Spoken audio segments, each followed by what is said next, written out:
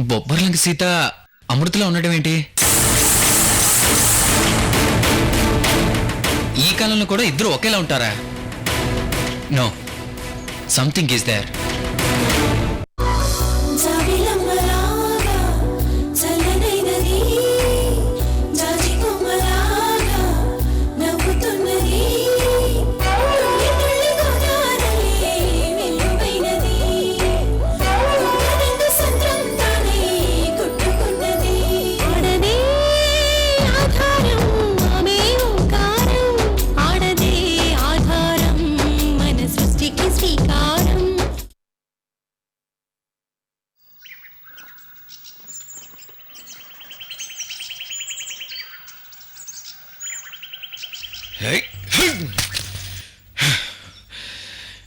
చంద్రశేఖర్ గారు. సార్ చెప్పండి.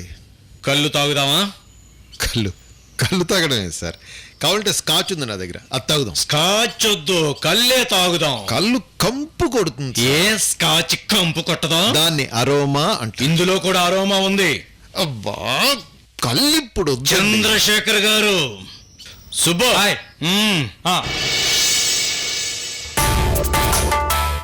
గురుగారు, ఇప్పుడు అండర్లైన్ చేసుకోవాల్సిన పాయింట్ ఏంటంటే హరి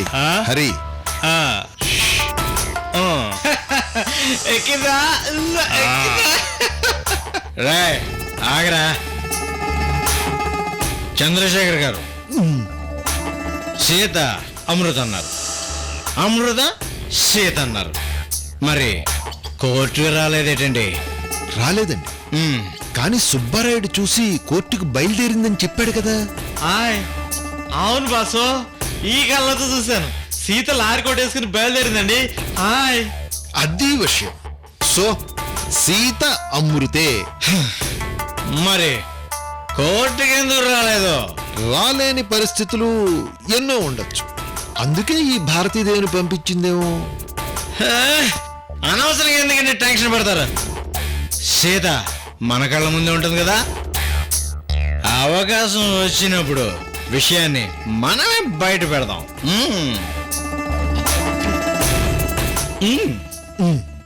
ఆ పని చేయండి నాగరాజు గారు. మరి డిఎన్ఏ టెస్ట్ తర్వాత నేను కేసు గెలుస్తాను కదా. అది డిఎన్ఏ టెస్ట్ రిజల్ట్స్ వచ్చాక తెలుస్తుంది సార్. ఇంకా ఈ కేసు గెలుపు ఓటములు మన చేతుల్లో లేవు. నిజంగా శివరామరాజు తప్పు చేసుంటే మీరు ఆయన కొడుకని డిఎన్ఏ రిజల్ట్స్లో తెలుస్తుంది, లేదంటే లేదు, అంతే. ఆ శివరామరాజు నా తండ్రి, ఆ ముసలుడు నా తండ్రి, నా తండ్రి, నా తండ్రి. మీ తండ్రి కొడుకుల కేసేమో గాని ఆ రిజల్ట్స్ ఏమో గాని సీత ఉరఫ్ అమృత మీద నా పగ తీరేంత వరకు కోనసీమ వదలను.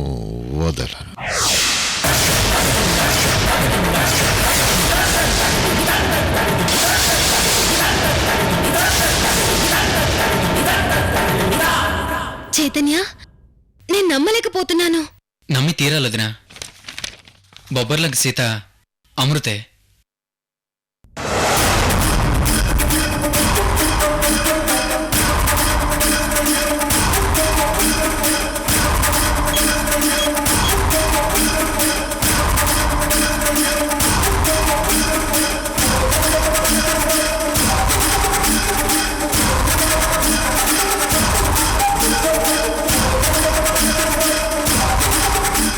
అయ్యో, ఏంటి విచిత్రం!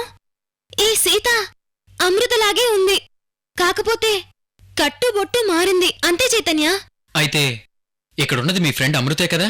లేకపోతే అమృతలాగా ఇంకో అమ్మాయి ఎలా ఉంటుంది? ఎగ్జాక్ట్లీ వదినా. ఏదో సామెత కోసం ప్రపంచంలో ఒకరిని పోలిన ఒకరు 7 ఉంటారని అంటారు, కానీ ప్రాక్టికల్గా ఆలోచిస్తే అది ఇంపాసిబుల్. ఈ ఫోటోలో ఉన్నది అమృతే. మరి అమృత కోనసీమ బొబ్బర్లంకలో ఎందుకుంటుంది? ఒకవేళ ఉన్నా ఈ కట్టు బొట్టు మార్చుకుని ఎందుకుంటుంది? పైగా నేను ఫోన్లో మాట్లాడినప్పుడల్లా కోనసీమలో పల్లెటూరు అమ్మాయిలా ఎంత చక్కగా మాట్లాడుతుందో తెలుసవుతున్నా. చాలా విచిత్రంగా ఉంది. అమృత సీతగా అక్కడ ఉండడం ఏంటి? వైజయంతికి నువ్వు ఫ్రెండ్ కావడం ఏంటి? అదే ఆలోచిస్తున్నాను వదినా. అన్ని కోయిన్సిడెన్స్. ఒకవేళ అమృత వైజయంతి వాళ్ళ తాతయ్య కేస్ టేకప్ చేసి వాదిస్తుందా? అలా అయితే అమృత కోర్టుకి రావాలి కదా వదినా. ఒకవేళ వైజయంతికి ఫ్రెండ్ నువ్వేనని ముందే అమృతకి తెలిసి ఉండకపోవచ్చు. ఆ తర్వాతే ఈ ఫోన్ డిస్కషన్ లో మన ఫ్యామిలీ గురించి చెప్పేసరికి అమృతకు తెలిసిపోయి కోర్టుకి రాలేదేమో చైతన్య. హైదరాబాద్ బయలుదేరే ముందు మన ఇంటికి వస్తామని చెప్పి లాస్ట్ మినిట్ లో ఒక వైజయంతి మాత్రమే వచ్చిందంటే అమృతకు మన గురించి తెలిసి ఇబ్బందిగా ఉంటుందని రాలేదేమో వదినా. మీ గెస్ కరెక్టే వదినా. 6 నెలల క్రితం ఎవ్వరికీ కనిపించకుండా వెళ్ళిపోయిన అమృత ఈ రోజు సీతగా ప్రత్యక్షమైంది. అవును వదినా. సీత చాలా డిస్టర్బ్ చేస్తుందని వైజయంతి చెప్పింది. సీత 6 నెలల క్రితమే వాళ్ళ ఇంటికి వచ్చినట్టుగా వైజయంతి కన్ఫర్మ్ చేసి చెప్తోంది. అంటే ఖచ్చితంగా సీతే అమృత చైతన్య. అమృత బ్యాక్ డ్రాప్ తెలియని వైజయంతి తన మీద కోపం పెంచుకుంది. అమృతకి విషయం తెలియదు వదినా. చైతన్య, అయితే నువ్వు బొబ్బర్లంక వెళ్ళాలి. నేను అదే ఆలోచిస్తున్నాను వదినా. అమృతే అని మనం కన్ఫర్మ్ చేసుకోవచ్చు. కానీ అమృత ఎందుకలా ఉంటోంది? అక్కడికి ఏ పర్పస్ మీద వెళ్ళిందో ముందు మనం కనుక్కోవాలి. అవును వదినా. తను అలా ఉండటానికి ఖచ్చితంగా ఏదో ఒక రీజన్ ఉండే ఉంటుంది. అప్పుడు నువ్వు వైజయంతి స్నేహితుడిగా బొబ్బర్లంక వెళ్ళి అమృతను కలిసి అన్ని విషయాలు కనుక్కోవాలి. అవును వదినా. ఇంతకు ముందు అమృత నన్ను ఫోటోలో చూసుంటుందా? అయ్యో, సొంత వదిన్ని నేనే నీ ఫోటోలు చూడలేదు, ఇక అమృత ఏం చూసుంటుంది? సరే వదినా, అమృత కోసం నేను బొబ్బర్లంక వెళ్తాను. అక్కడికి వెళ్ళాక తను సీత కాదని అమృతని ఒప్పుకుంటుందనుకో, ఆ తర్వాత ఏంటి చైతన్య? అసలు కదంతా అప్పుడే మొదలవుతుంది వదినా. అంటే వదినా, అమృత మన కుటుంబానికి ఎంత సహాయం చేసిందో ఒక్కసారి ఆలోచించండి. అవును చైతన్య, మీ అన్నయ్య అమృత జీవితాన్ని నాశనం చేశాడు. ఇంకో అన్నయ్య అమృతకి నరకం చూపించాడు. నా స్నేహితురాలుగా అమృత చాలా పోగొట్టుకుంది. అమ్మ నాన్నకు దూరమైంది. ఎన్నో స్ట్రగుల్స్ అనుభవించింది. నన్ను మీ అన్నయ్య బారి నుంచి కాపాడింది. మా నాన్నను చంపిన వికాస్కి ఉరిశిక్ష వేయించింది. అంతే కదా వదినా. విక్రమ్ అన్నయ్యలో మార్పు రావడానికి కారణం కూడా అమృతే. ఈ రోజు మన కుటుంబం అంతా కలిసి సంతోషంగా ఉన్నామంటే కారణం అమృతే వదినా. అమృతకి మనం జన్మ జన్మలకి రుణపడి ఉండాలి చైతన్య. జన్మ జన్మల మీద నాకు నమ్మకం లేదు వదినా. కానీ ఈ జన్మలోనే అమృత మనకు చేసిన గొప్ప సహాయానికి తన రుణం తీర్చుకునే అవకాశం మనకుందొదినా.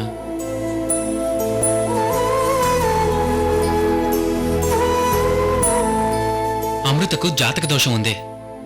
దాన్ని పోగొట్టే అర్హత విక్రమ్ అన్నయ్యకి మాత్రమే ఉంది. అమృత ఇష్టపడితే వాళ్ళిద్దరికీ పెళ్లి చేద్దాం.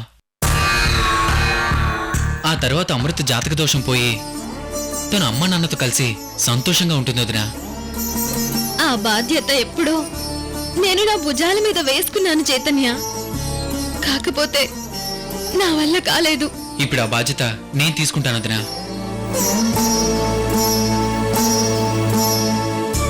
అమ్మా, నాన్న, స్నేహితులు ఇంతమందిని వదిలేసి తను ఎక్కడో ఒంటరిగా బతకటం చాలా బాధగా ఉంది వదినా. చైతన్య, మరి ఈ విషయం తాతయ్యకి చెప్దామా? అప్పుడే కాదు, ముందు నేను బొబ్బర్లకు వెళ్ళొచ్చాక అన్ని విషయాలు చెప్దాం. సరే, ఆలస్యం చేయకుండా ఇప్పుడే బయలుదేరు. ఈ రోజు బయలుదేరుతాను వదినా. నేను ఫోన్ చేసి టికెట్ బుక్ చేసేస్తాను. ఈ లోపు నువ్వు బట్టలు సర్దుకో. సరే వదినా, నేను ఫ్రెష్ అయ్యి వైజయంతికి ఫోన్ చేసి చెప్తాను.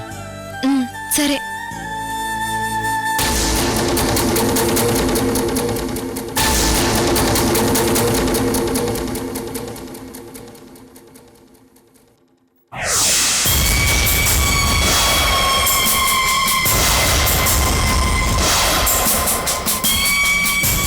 అమృత! ఆడదాన్ని అమ్మలాగా పూజించు, నీకు జన్మనిస్తుంది. ఆడదాన్ని తోబుట్టుగా గౌరవించు, నీకు అనురాగాన్ని పంచుతుంది. ఆడదాన్ని నిజాయితీగా ప్రేమించు, నీకు జీవితాన్నిస్తుంది. అంతేకాని ఆడదాన్ని ఆస్తిగా భావిస్తే మాత్రం అది నీ జీవితాన్ని కాల్చేస్తుంది. వసాయ్ అమృత,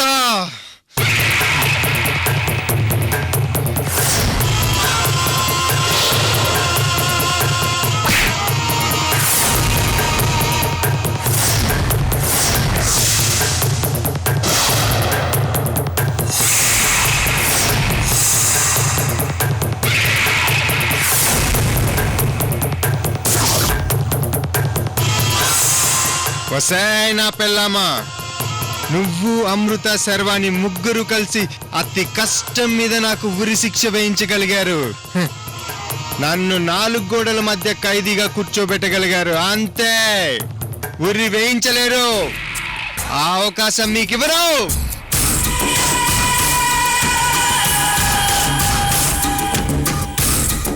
వసాయ్ అమృత, నన్ను పట్టుకోవడానికి నువ్వు పద్మవ్యూహం పన్ని దొంగచాటుగా తెలివిగా దెబ్బ కొట్టి పట్టుకున్నావు. కానీ ఈ వికాస్ అలా కాదు.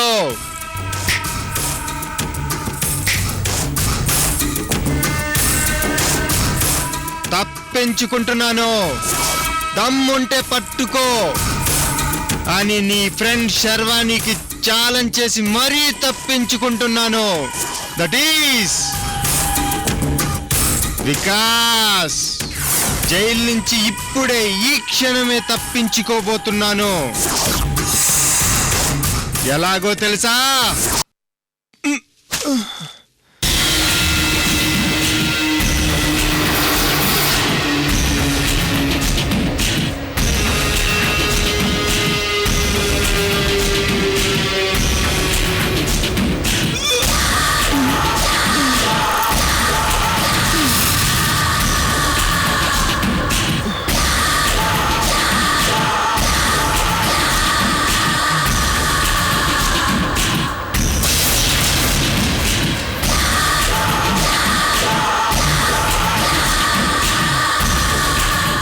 రక్తం, రక్తం, నా రక్తంలో ప్రతి కణం పగ పగ రగిలిపోతుంది. ప్రాణాలు పోతాయని తెలిసిన పాయిజన్ ఫుడ్ తిన్నాను. ఎందుకు? బయటికొచ్చి మీ ముగ్గురి మీద పగ తీర్చుకోవడానికి.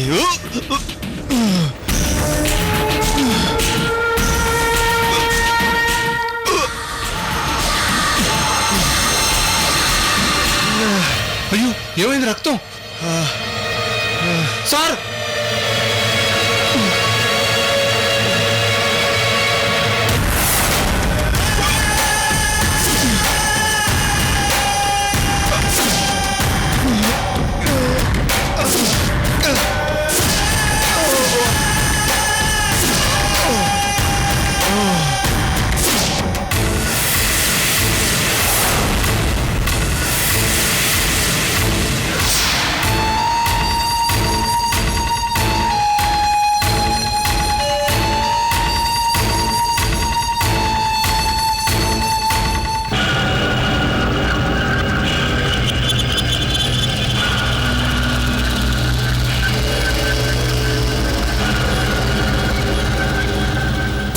ఓ మై గాడ్, అతన్ని వెంటనే డాక్టర్ క్యాబిన్కి తీసుకెళ్ళండి.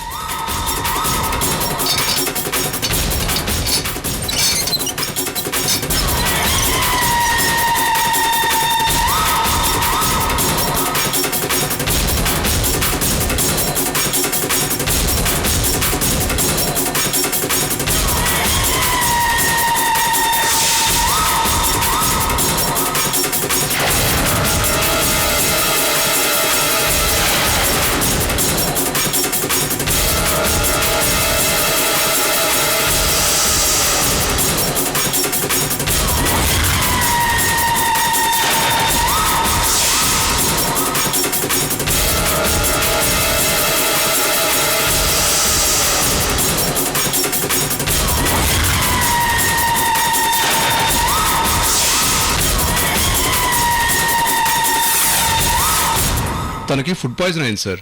వెంటనే ట్రీట్మెంట్ చేయండి డాక్టర్. ఆ ఫెసిలిటీస్ మన దగ్గర లేవు సార్. వెంటనే ఖైదీలకు అలాట్ చేసిన సూపర్ స్పెషాలిటీ హాస్పిటల్కి తీసుకెళ్లి ట్రీట్మెంట్ ఇప్పించండి, లేకపోతే ఇతని ప్రాణాలకే ప్రమాదం.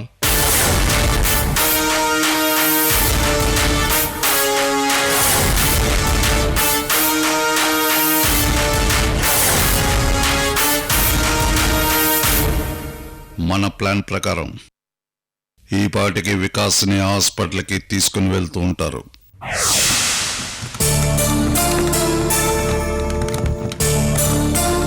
చైతన్య ఒకసారి వైజయంతికి ఫోన్ చెయ్యి.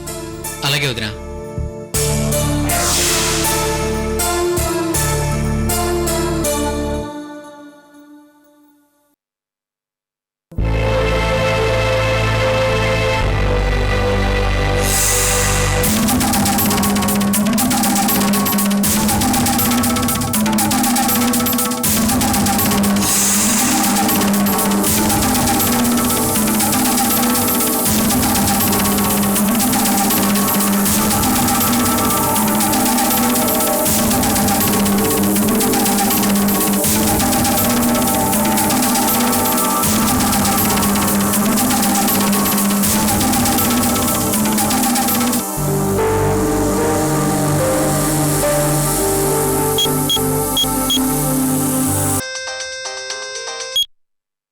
హలో నేను చైతన్యనే.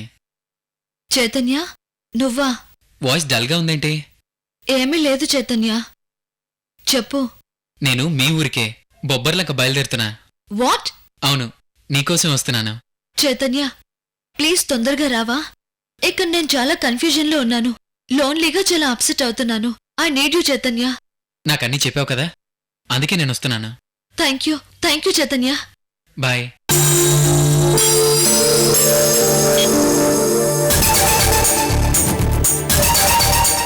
చైతన్య రాగానే సీత సంగతి ఏంటో చూడాలి. యుఎస్ నుంచి ఎంతో ఊహించుకొని వచ్చాను. తాతయ్య కూడా ఇంపార్టెన్స్ ఇవ్వట్లేదు, ఊళ్ళో వాళ్ళు కూడా ఇంపార్టెన్స్ ఇవ్వట్లేదు. అందరూ సీత సీత అని జపం చేస్తున్నారు. I hate Sita. హ.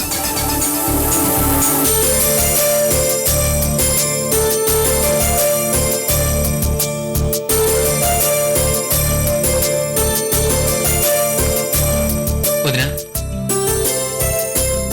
తాతయ్య అడిగితే పని మీద బొబ్బర్లకు వెళ్ళాడని చెప్పు. ఎవరికి ఏం చెప్పాలో అవన్నీ నేను చూసుకుంటాను చైతన్య. నువ్వు వెళ్ళిరా. బాయ్ వదినా. Happy journey. థ్యాంక్ యూ వదినా.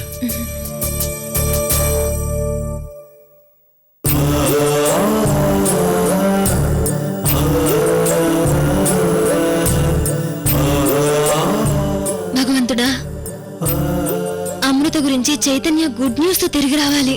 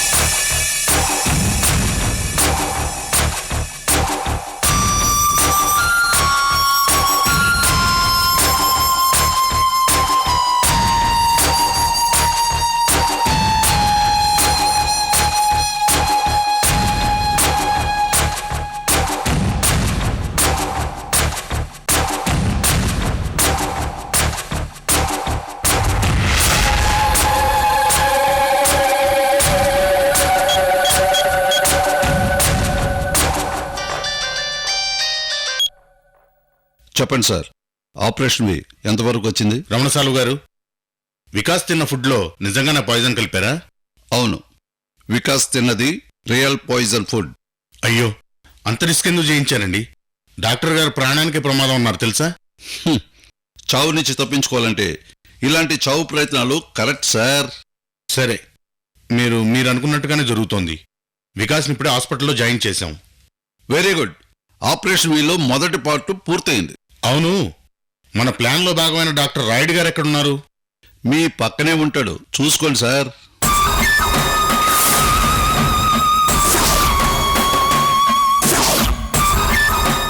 నమస్తే సార్.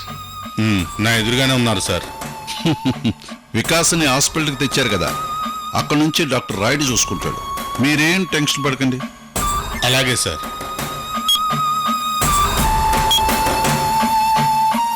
సార్, మీరేం టెన్షన్ పడకండి.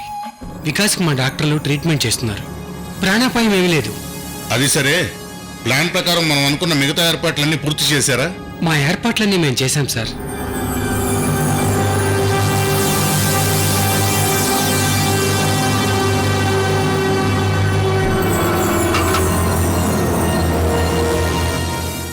జాగ్రత్తగా చూసుకోండి డాక్టర్ గారు.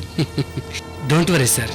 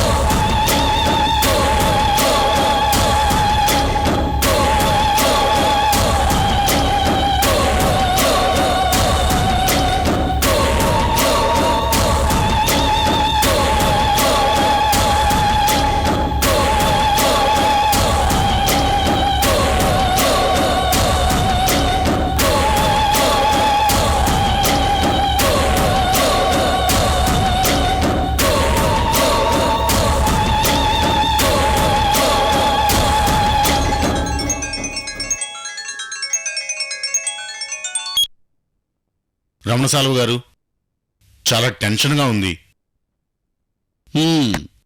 మీరేం టెన్షన్ పడకండి. వికాస్ని 48 గంటలు హాస్పిటల్లో ఉంచాలని డాక్టర్ రాయుడు చెప్తాడు. దానికి మీరు సరే అంటారు. ఆ తర్వాత మీరు సర్వానికి ఫోన్ చేసి వికాస్కి ఎస్కాట్ ఇన్ఛార్జిగా మీరు బాధ్యతలు అప్పచెప్తారు. అలాగే శర్వాణికి ఫోన్ చేసి అప్పు చెప్తాను. ఇంకా చెప్పలేదా? ముందు సర్వానికి ఫోన్ చేయండి, ఆ తర్వాత నేను కాల్ చేస్తాను. అలాగే రమణసాలువు గారు.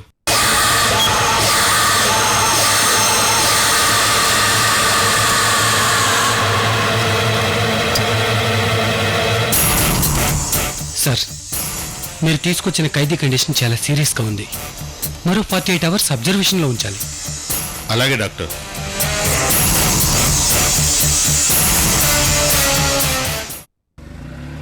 తాతయ్య, కారు వస్తుంది.